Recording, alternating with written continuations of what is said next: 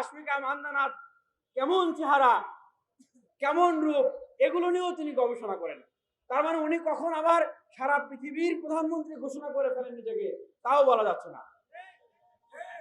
যিনি হাজার হাজার মানুষের সামনে ঘোষণা দিয়েছেন তার 14 গোষ্ঠী আওয়ামী লীগ করেছে, আমরা মনে করি যে তার 14 গোষ্ঠীর সেই কুষ্টিয়াতে থাকার কোনো অধিকার নাই।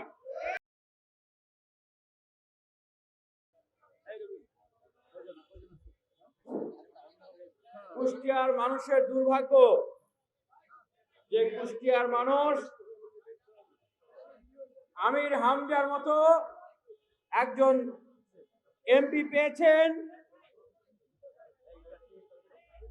কুষ্টিয়ার মানুষের দুর্ভাগ্য, কুষ্টিয়ার মানুষ আমির হামজার মতো একজন এমপি পেয়েছে। তিনি নাকি কথিত প্রধানমন্ত্রী। কেনই না? কারণ ওনার ডান হাতে জামাত ইসলাম, বাম হাতে আওয়ামী লীগ, তাই না? তো যার ডান হাতে জামাত ইসলাম, বাম হাতে আওয়ামী লীগ, তিনি কি নিজেকে প্রধানমন্ত্রী মনে করবে না? আমরা তো আতঙ্কে আছি কখন উনি নিজেকে সারা বাংলাদেশের প্রধানমন্ত্রী দাবি করে বসেন। আবার ওনার নেটওয়ার্ক শুধু বাংলাদেশের সীমাবদ্ধ থাকে না, উনি বাংলাদেশের বাইরেও ওনার নেটওয়ার্ক আছে। রাশমিকা মান্দানার কেমন চেহারা, কেমন রূপ, এগুলো নিয়েও তিনি গবেষণা করেন।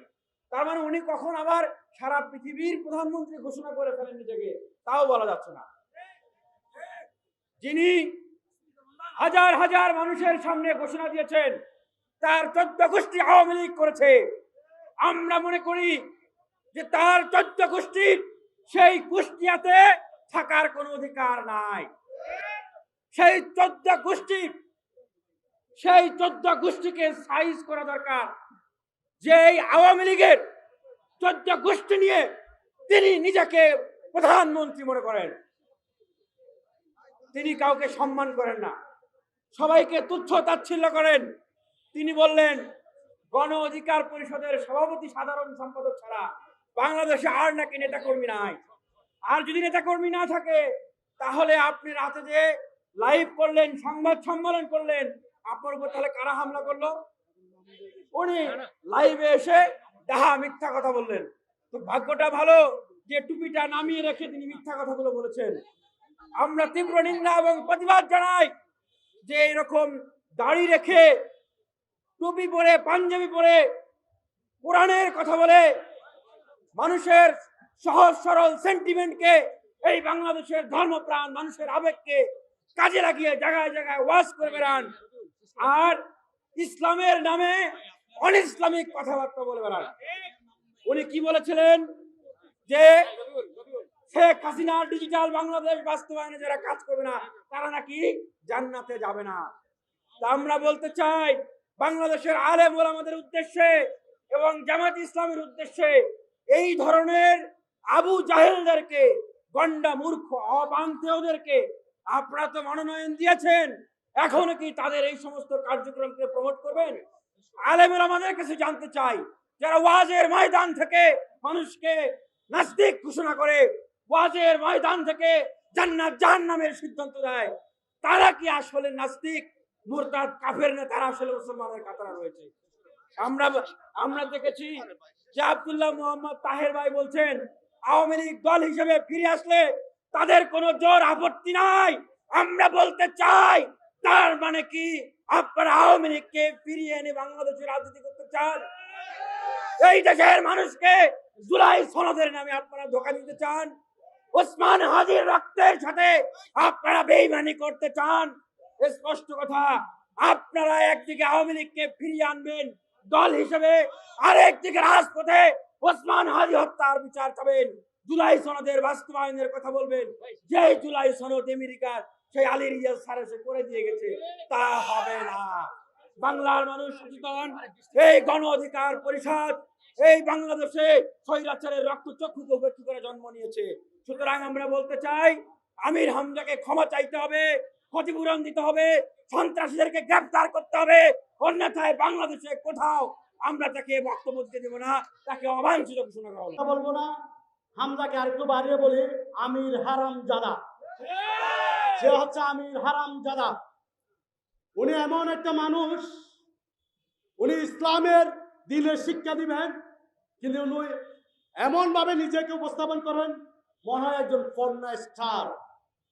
তার থেকে দীক্ষিত হয়ে জামাতের আমির দেওয়া শুরু করছে সুমু। এরপর শুরু হলো প্রতিদিন ফেসবুক খুললে কারো ঘরের বউ নিয়ে ঘুমায় জামাতের নেতারা, কারো বউ নিয়ে পালায়। ওই যে সাতক্ষীরার এক এমপি কয়েকদিন আগে ধরা খাইছে, দেখেন নাই? এক মেয়ের সাথে, ওই মেয়েটা এসএসসি পরীক্ষায় ফেল করছে। আবার তো তাদের চরিত্র কিরকম সেটা তো বোঝাই যায়। এই লাশমিকা মান্দানা আমি ব্যক্তিগতভাবে চিনতাম না, এখানে মনে হয় কেউ চিনে না। বেড়া বক্তব্য দেওয়ার পর এখন ফোরাবাইশ থেকে শুরু করে সবাই চিনে। গতকালকে আলিয়া মাদ্রাসার একজন শিক্ষকের সাথে কথা হইলো। সে বলল, ভাই আমি আলিয়া মাদ্রাসায় পড়ছি, একসময় জামাত শিবির করতাম।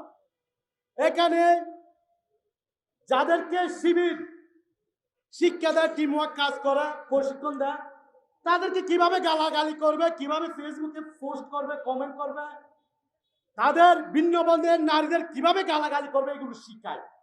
এই জন্য বললাম উনি কন্যা স্টার। তো এগুলো তো জামাত শিবির থেকে আমরা আশা করি না। ওই যে কুত্তল্লায় কোনোদিন সোজা হয় না। 1971 সালে লুটপাট করা সেই পুরনো অভ্যাস কিন্তু এখনো ছাড়তে পারে নাই, এখনো লুটপাট করে। গতকালকে দেখলাম আমাদের কুষ্টিয়া নেতা কর্মীদের বাড়িঘর থেকে শুরু করে দলীয় কার্যালয়, অফিস আদালত পর্যন্ত তারা ওই 1971 সালের মতো আবারও লুটপাট করেছে। লুটপাট করে ক্ষান্ত হয়নি। আমরা শুনেছিলাম শিবির রক্ষাটা, জামার রক্ষাটা শিবির বলতো, তারা আবার লক্ষ্য কেটে দিছে আমাদের নেতা কর্মীদের। অথচ জামাত সুন্দর করে মিথ্যা তথ্য দিয়ে বলে আমাদের নেতা কর্মীদের উপর হামলা করছে। যখন চাই আমাদের নেতা কর্মীদের উপর হামলা করছে, একজন আহত ছবি দেন, কেউ আহত ছবি দিতে পারে না। আমরা মনে করছিলাম জুলাই গণ অভ্যুত্থানের পরে একটা সহনশীল রাজনীতি হবে, কিন্তু জুলাই গণ অভ্যুত্থানের পরে হিংস্র দানব এবং পাগল ছাগলের একটা রাজনৈতিক দল পেয়েছি, সেটা হলো জামাত শিবির।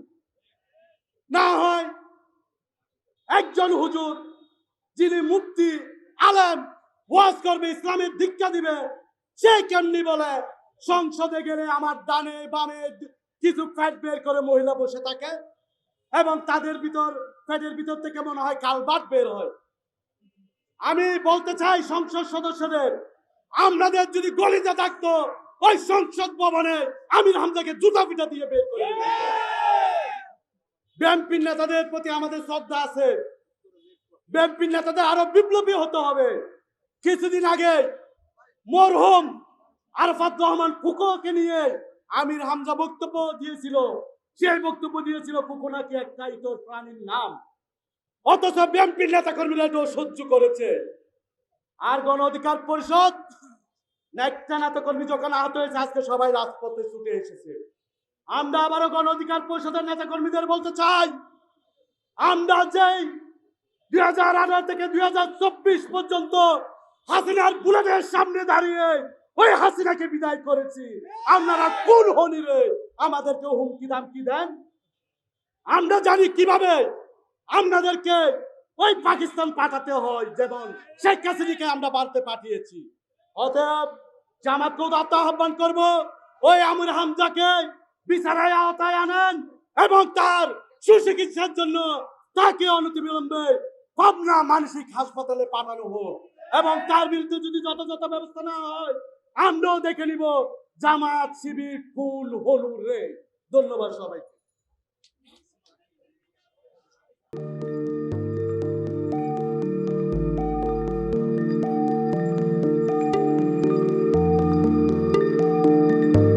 1 জানুয়ারি 2026 ইউটিউব জার্নালিজমের অগ্রদূত change.tv.press সংগ্রাম মুখর 7 বছর পেরিয়ে পা রাখলো গৌরবান্বিত 8 বছরে। এই আনন্দ প্রহরে সবাইকে নিরন্তর শুভেচ্ছা। আমি নিজেকে ধন্যবাদ মনে করি, আমি সৌভাগ্যবান। চেঞ্জ টিভির পক্ষ থেকে আমার সাক্ষাৎকার নেওয়ার জন্য তারা আসছেন এবং চেঞ্জ টিভি দীর্ঘ 8 বছর ধরে এই কাজগুলি করছে। আমি তারা অনেক ভালো কাজ করেছেন, দেশের মানুষের সুখ দুঃখের কথা প্রত্যক্ষ তুলে ধরছেন। আমার আশা থাকবে চেঞ্জ টিভি সামনের দিকে উত্তরোত্তর আরো সমৃদ্ধ হবে। একটাই শুধু আমাদেরকে উপদেশ দিতে চাই তাদের কাছে, সেটা হচ্ছে সত্য কথাটা মানুষের সামনে তুলে ধরা, মানুষের ভিতরে কি চায় তাদেরটা তুলে ধরা, মানুষের প্রত্যাশা তুলে ধরা এবং মানুষের মধ্যে এই যে দেশাত্মবোধটা এবং সত্যবাদীটা এটা জাগরণ করে চেঞ্জ টিভির সামনে থেকে এগিয়ে যাবে। এবং যারা দেশের কথা চিন্তা করে এবং দলমত নির্বিশেষে যে লোকগুলো আছে তারা দেশের কথা চিন্তা করে, দেশের উন্নয়নের কথা চিন্তা করে, কোনো পক্ষপাতিত্ব করে না, তাদের বক্তব্য দেশের মানুষে তুলে ধরা, এই কাজগুলি সামনে এগিয়ে নিয়ে যাবে, এটা আমাদের প্রত্যাশা। অনেক ধন্যবাদ আপনাদেরকে, দেশবাসীকে, দেশবাসী সবাইকে আমি ধন্যবাদ জানাচ্ছি। Change TV.